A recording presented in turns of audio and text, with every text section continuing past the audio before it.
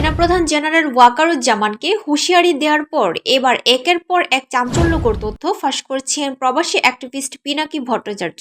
শেখ হাসিনার আমলের বিদেশ সফরের একটি ছবি প্রকাশ করেছেন পিনাকি, যেখানে বিমানে সাবেক মন্ত্রী প্রতিমন্ত্রীদের পাশাপাশি শেখ হাসিনার বোন শেখ রেহানাকে দেখা যায়। আর তার পেছনে রয়েছেন সেনাপ্রধান জেনারেল ওয়াকারুজ্জামান। ফেসবুক পোস্টে পিনাকি লেখেন, আকাশেতে লক্ষ্য তারা, আর্মি শুধু দুইটারে। গোল চিহ্নিত ওয়াকার আর নসরুল আহমেদের পাশে পালিয়ে যাওয়া জেনারেল মুজিব। শুধু তাই নয়, শেখ হাসিনাকে ক্ষমতায় আনতে ভারতের নীল নকশাও ফাঁস করেছেন পিনাকি। 1975 সাল পরবর্তী ঘটনাবলী মনে করিয়ে দিয়ে পিনাকি বলেন, নানা হাত ঘুরে একসময়ে জিয়াউর রহমানকে ক্ষমতা থেকে সরিয়ে দেওয়া হয়। দুর্বল সাত্তার তখন প্রেসিডেন্ট। অরাজকতা আর ভারতপন্থী এরশাদের ক্ষমতা দখল। তারপর কয়েক টার্ম নির্বাচনী খেলা খেলে হাসিনার দীর্ঘমেয়াদে ফ্যাসিবাদী শাসন, যা মুজিবের শাসনের শিক্ষা নিয়ে আরো রোবাস্ট, আরো নির্মম, আরো শক্তিশালী। পরের অংশটা এমন হবে 2025-এর ডিসেম্বরে নির্বাচন, বিএনপির দুর্বল সরকার ক্ষমতা নেয়া,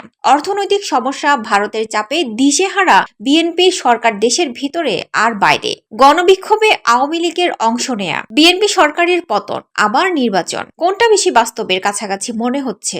এইটাই ভারতের প্লেবুক। আগেও খেলেছে, এবারও তাই খেলবে। পিনাকি বলেন, পিনাকি কাঙ্গালের কথা বাসি হয়ে আগেও ফলেছে, এইবারও ফলবে যদি বেকুবদের বুদ্ধিজীবী ভাবেন আর তাদের চিন্তার খপ্পরে পড়েন। 1975-এর চাইতে এইবারে পরিস্থিতি ভিন্ন। জনগণের এজেন্সি আছে, পিনাকি ইলিয়াসের মতো বেপরোয়া লোকেরা আছে।